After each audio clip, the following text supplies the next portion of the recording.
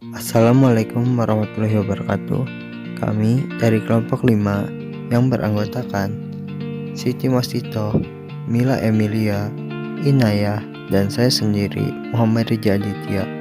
Di sini kami akan menjelaskan sedikit mengenai manajemen risiko syariah.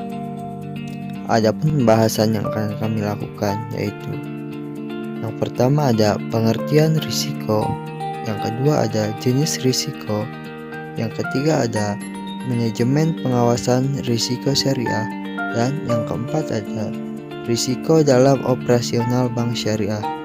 Baik, langsung ke pembahasan yang pertama yang akan disampaikan oleh teman saya. Padanya dipersilahkan. Badan Sertifikasi Manajemen Risiko mengartikan risiko sebagai kemungkinan akan terjadinya hasil yang tidak diinginkan yang dapat menimbulkan kerugian apabila tidak diantisipasi serta tidak dikelola dengan semestinya. Menurut Peraturan Bank Indonesia Nomor 11/25/PBI/2010 mengenai perubahan atas PBI Nomor 5/8/PB/2003 tentang penerapan manajemen risiko. Risiko adalah potensi kerugian akibat terjadinya suatu peristiwa atau event tertentu, dan manajemen risiko adalah serangkaian metodologi dan prosedur yang digunakan untuk mengidentifikasi, mengukur, memantau, dan mengendalikan risiko yang timbul dari seluruh kegiatan usaha bank.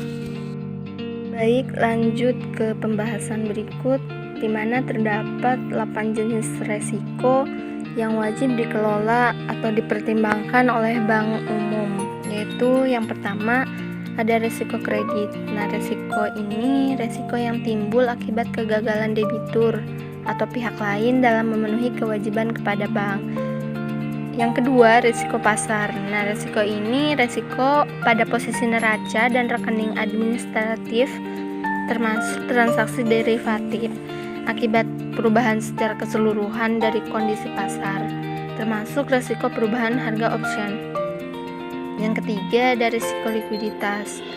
Jadi risiko ini yang timbul akibat ketidakmampuan bank untuk memenuhi kewajiban yang jatuh waktu dari sumber pendanaan arus kas atau dari aset likuid berkualitas tinggi yang dapat digunakan tanpa mengganggu aktivitas dan kondisi keuangan bank.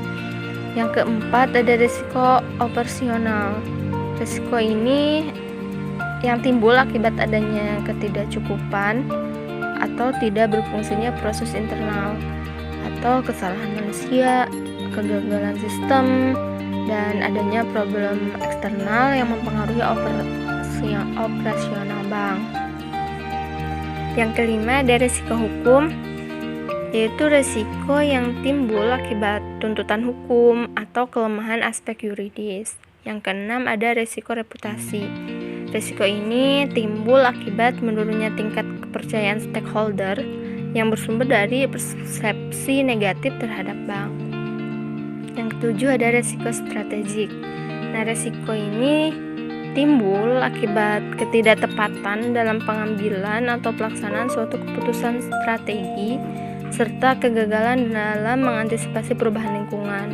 Yang terakhir yaitu jenis risiko kepatuhan. Risiko ini timbul akibat bank tidak mematuhi atau tidak melaksanakan peraturan perundang-undangan dan ketentuan yang berlaku.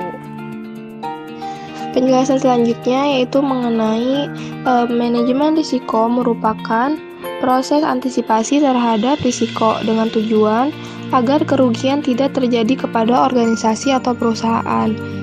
Kemudian menurut Dr. Paul Dore dari Barclays Bank menyatakan bahwa manajemen risiko bukan hanya sekedar kemungkinan, akan tetapi juga masalah informasi atau kekurangan informasi.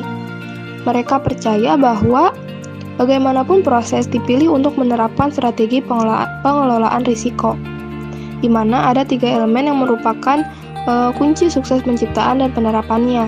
3 elemen tersebut yaitu sebagai berikut. Yang pertama, budaya atau kultur. Hal ini berkaitan dengan apakah mereka sebagai tim bekerja sama dengan baik dan mendemonstrasikan penerimaan tanggung jawab tersebut dengan efektif. Yang kedua yaitu informasi.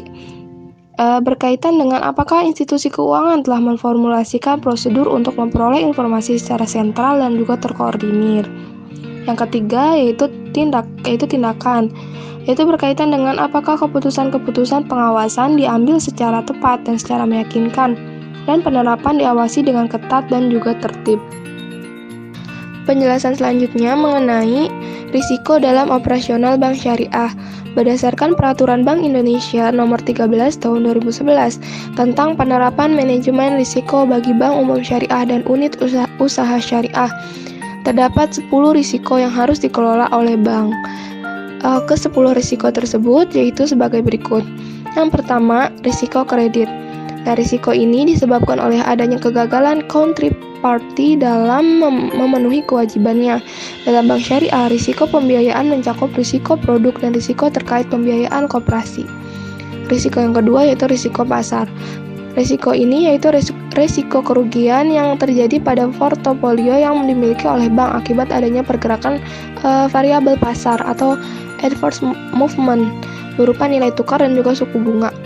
Risiko yang ketiga yaitu risiko likuiditas. Nah, risiko yang antara lain disebabkan oleh ketidakmampuan bank untuk memenuhi kewajibannya pada saat jatuh tempo. Risiko yang keempat yaitu risiko operasional. Nah, risiko ini disebabkan oleh ketidakcukupan atau tidak berfungsinya proses internal atau juga dapat dikarenakan oleh human error, kegagalan sistem atau yang mempengaruhi operasional bank. Risiko yang kelima yaitu risiko hukum. Risiko ini disebabkan oleh adanya kelemahan aspek yuridis seperti adanya tuntutan hukum, ketiadaan peraturan perundang-undangan yang mendukung, serta kelemahan perjanjian. Risiko yang keenam yaitu risiko reputasi. Risiko ini disebabkan oleh adanya publikasi negatif yang terkait dengan kegiatan bank atau adanya persepsi negatif terhadap bank syariah. Risiko yang ketujuh yaitu risiko strategis. Risiko ini disebabkan oleh adanya penerapan dan pelaksanaan strategi bank yang tidak tepat, pengambilan keputusan bisnis yang tidak tepat, atau bank tidak mematuhi atau tidak melaksanakan perubahan perundang-undangan dan ketentuan lain yang berlaku. Risiko yang kedelapan yaitu risiko kepatuhan. Nah, risiko ini disebabkan oleh tidak dipatuhinya ketentuan-ketentuan yang ada, baik ketentuan internal maupun ketentuan eksternal. Risiko yang ke-9 yaitu risiko imbal hasil.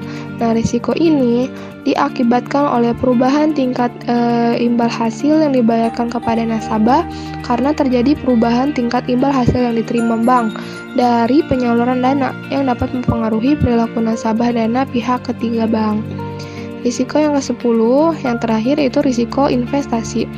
Risiko ini diakibatkan bank ikut menanggung kerugian usaha nasabah yang dibiayai dalam pembiayaan berbasis bagi hasil.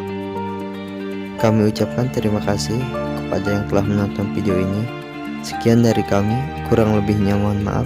Wassalamualaikum warahmatullahi wabarakatuh.